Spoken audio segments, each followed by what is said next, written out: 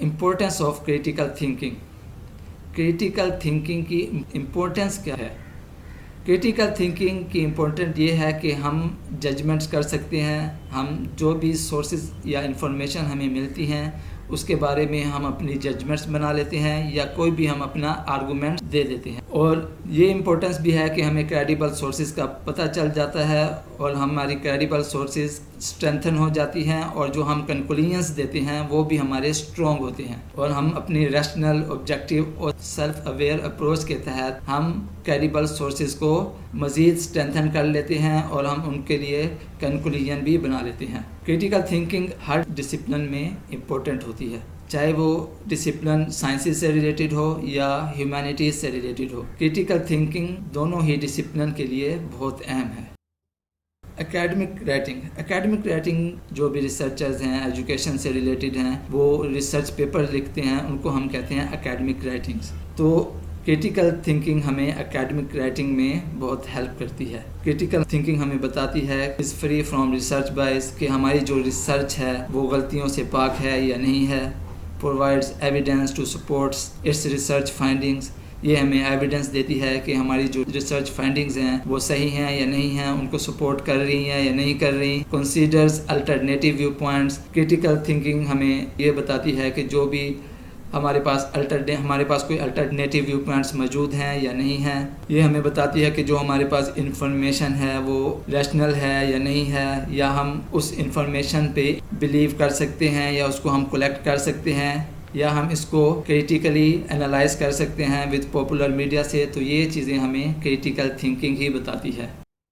یہاں ہمارے پاس کچھ کریٹیکل تھنکنگ کی ایگزامپلز ہیں. کریٹیکل تھنکنگ ہمیں یہ بتاتی ہے کہ آپ کے پاس ریلائیبل سورس ہیں انفارمیشن کے جو آپ اپنی ریسرچ میں سائٹ کر سکیں, ان کا ریفرنس دے سکیں. کیا آپ کے پاس اس طرح کے ریلائیبل سورسز ہیں یا نہیں ہیں؟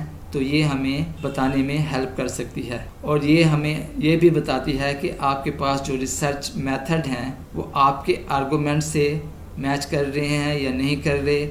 اور اگر آؤٹ سائڈ آف اکیڈمیا دیکھیں تو کریٹیکل تھنکنگ ہمیں بتاتی ہے کہ آپ کے اور لوگوں کے بائسز کیا ہیں اور ایزمپشنز کیا ہیں, کہ آپ کی غلطیاں کیا ہیں جو آپ نے مسکنسیپشن یا پری کنسیپشنز پہلے سے کر لی ہیں, تو اس کے بارے میں ہمیں بتاتا ہے. اس کی ایزمپشن کیا ہیں تو اس کے بارے میں بھی ہمیں کریٹیکل تھنکنگ بتاتی ہے.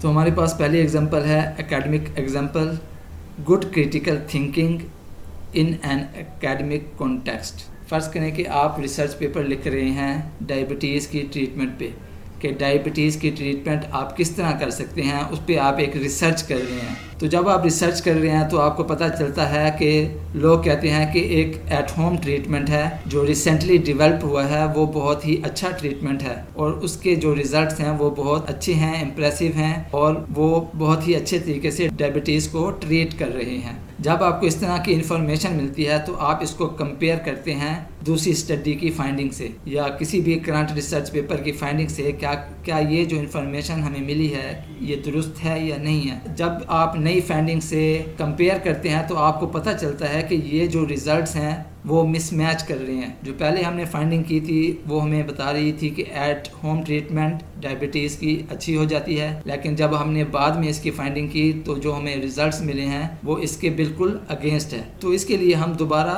سائٹیشن کریں گے, دوبارہ ریسرچ کریں گے, دوبارہ ریسرچ پیپر پڑھیں گے اور ہم دوبارہ سے سورس کو جو ہم نے پریویس سورس پڑھے تھے ان کو سائٹ کریں گے. تو سائٹ کرنے پر ہمیں اس ایگزامپل میں یہ پتہ چلا کہ جو یہ انفارمیشن تھی کہ ایٹ ہوم ٹریٹمنٹ ڈائبٹیز کے لیے اچھی ہے وہ ایک فارماسیوٹیکل کمپنی نے دی تھی اور اس نے یہ میڈیسن یا یہ میتھڈ خود ہی ڈیولپ کیا تھا. تو یہ اس طرح کی جو انفارمیشن ہوگی وہ بائسڈ ہوگی کیونکہ فارماسیوٹیکل کمپنی ہے, اس نے اپنا پروڈکٹ ڈیولپ کیا ہے تو اپنے فائدے کے لیے آپ کو انفارمیشن دے گی, لیکن آپ نے صرف اس کی انفارمیشن کو نہیں مانا کیونکہ وہ ہمیشہ یہی کہے گی کہ ہمارا جو ٹریٹمنٹ ہے وہ اچھا ہے. تو ہم دوسروں کے فائنڈنگز دیکھیں گے, دوسروں کی ریسرچ دیکھیں گے, اس کے بعد ہم کمپیئر کریں گے اور اس کے بعد ہم بتائیں گے کہ یہ ریسرچ جو فارماسیوٹیکل کمپنی نے کی ہے یہ ٹھیک ہے یا نہیں ہے. تو اس کو ہم گڈ کریٹیکل تھنکنگ کہیں گے. خالی ہم اسی فارماسیوٹیکل کمپنی کی فائنڈنگ پہ یہ نہیں کہہ سکتے کہ انہوں نے صحیح بات کی ہے. ہم باقی لوگوں کے ریسرچ دیکھیں گے, ان کی فائنڈنگ دیکھیں گے, اس کے بعد ہم کہیں گے کہ یہ جو انفارمیشن ہے وہ صحیح ہے یا نہیں ہے. ایک دوسری ایگزامپل ہمارے پاس آ جاتی ہے، یہ ہے پور critical thinking in an academic context. اگر آپ پور کریٹیکل تھنکنگ کریں گے تو وہ اس طرح کی کریٹیکل تھنکنگ ہوں گی. آپ ریسرچ کرنا چاہ رہے ہیں جی کہ وائرلیس ٹیکنالوجی کا ڈیولپنگ کنٹریز پہ کیا امپیکٹ ہو رہا ہے. یہ ریسرچ بتا رہی ہے کہ اس نے کوئی لارج اسکیل امپیکٹ نہیں ڈالا. تو اس کے لیے آپ مزید آرٹیکل پڑھیں گے، مزید آپ اس میں ہائپوتھیسز دیکھیں گے اور اس کو آپ مزید ریسرچ کریں گے. اگر آپ مزید ریسرچ نہیں کریں گے تو یہ آپ کی پور کریٹیکل تھنکنگ ہوگی. اگر آپ اسی بات کو مان لیتے ہیں کہ impact of wireless technology developing countries میں اچھا نہیں ہے اور اسی کی بیسس پہ ہم نے اپنی ریسرچ میتھڈولوجی بنا لی اور اس کو ہم نے ایکسیپٹ کر لیا اور اس پہ ہم نے کوئی کریٹیکل فائنڈنگ نہیں کی، کریٹیکل تھنکنگ نہیں کی، تو اس معاملے میں ہم فیل ہو جائیں گے اور ہم کنفرمیشن بائس پہ اپنی ریسرچ دے دیں گے. اگر ہم اس کے برعکس دوسری فائنڈنگز دیکھتے، دوسرے ریسرچ پیپر دیکھتے، دوسرے سورسز دیکھتے تو یہ ہماری گڈ کریٹیکل تھنکنگ بن جاتی. اس ایگزامپل میں ہم نے کوئی کریٹیکل تھنکنگ نہیں کی، کوئی ہم نے اتھینٹک سورس نہیں دیکھے اور ہم نے اسی ہی انفارمیشن کی بیس پہ کنکلوژن دے دیے اور ہم نے اسی پہ بلیو کر لیا، تو یہ ہماری پور کریٹیکل تھنکنگ کی ایگزامپل ہو گئی. اس کے بعد ہمارے پاس آ جاتی ہیں naan academic examples. Naan academic example پہ ہمارے پاس گڈ کریٹیکل تھنکنگ. اب آپ چاہ رہے ہیں کہ آپ اپنے گھر کے جو سیکیورٹی فیچرز ہیں ان کو آپ اپ گریڈ کریں اور اس کے لیے آپ ایک الارم سسٹم انسٹال کرنا چاہ رہے ہیں. تو اس کے لیے آپ ریسرچ کریں گے اور اس پہ آپ نے ریسرچ کی اور آپ کو ایک آرٹیکل ملا جو کہ اس سسٹم کو، اس الارم سسٹم کو 5 سٹارز دے رہا ہے، جو کہ ایک پازیٹیو ریویو ہے.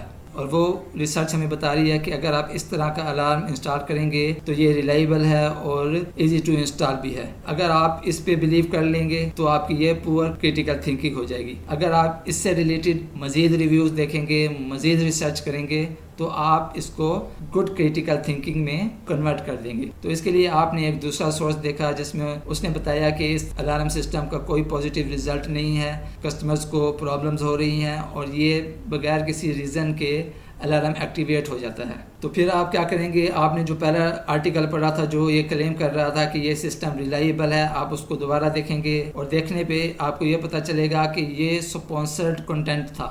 یعنی کہ یہ جو کمپنی تھی اس نے ہی، جو اس کا آتھر تھا، اس کو کہا تھا کہ ہمارے برانڈ کے بارے میں آپ اپنے ریویوز دیں. اس کی بیس پہ ہم نے یہ کنکلوڈ کر دیا کہ یہ جو سورس ہے یہ ایک بائسڈ سورس ہے، یہ ایک غلط سورس ہے کیونکہ یہ سپانسرڈ کنٹینٹ ہے. تو ہم نے گڈ کریٹیکل تھنکنگ کی، ہم نے اس پہ مزید ریسرچ کی اور اس کے بعد ہم نے اپنے کریٹیکل ریویوز دیے.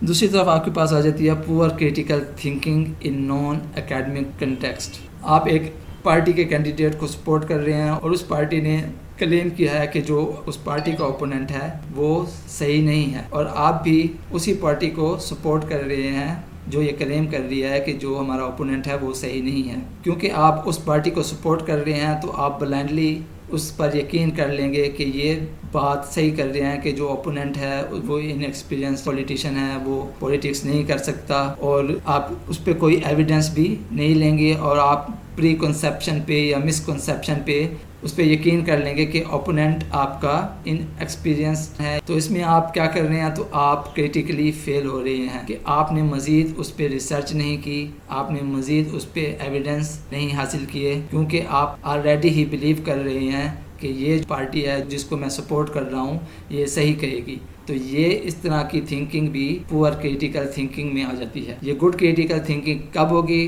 جب آپ اس سے مزید ریلیٹڈ سورس تلاش کریں گے، مزید انفارمیشن لیں گے، اس اوپوننٹ کے بارے میں مزید ڈیٹا اکٹھا کریں گے، اس کو انالائز کریں گے، مزید آبزرو کریں گے، مزید لوگوں سے انفارمیشن لیں گے. اس کے بعد اگر آپ اپنا ریویو دیں گے تو وہ اتھینٹک سورس ہوگا. اچھا جی، ہاؤ ٹو تھنک کریٹیکلی.